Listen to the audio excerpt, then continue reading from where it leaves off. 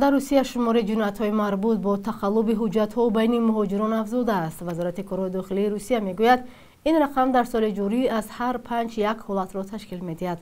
الکسی گاساک نماینده خدمات مهاجرتی وزارت امور داخلی روسیه خبر داده است که شمار حادثه‌های آشکار شده با اتهام تقلبی، تهیه و فروش اسناد مهاجران در مقایسه با همین دوره سال گذشته 22% افزایش یافته است. به گفته او، مهاجران کاری برای قانونی کردن بود و باش خود در روسیه بیشتر با ازدواج‌های قلبکی، فرزندخوانی و تقلب نتیجه‌های امتحان یگانه دولتی دست می‌زنند.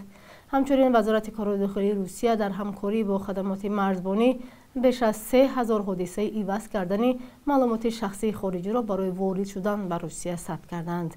از اول سال به زیاده از 160,000 شهروند خارجی اجازه داده نشده است که به روسیه وارد گردند. از این در 3000 حالت کوشش ورود با استفاده از معلومات تغییر یافته را به قید گرفتند.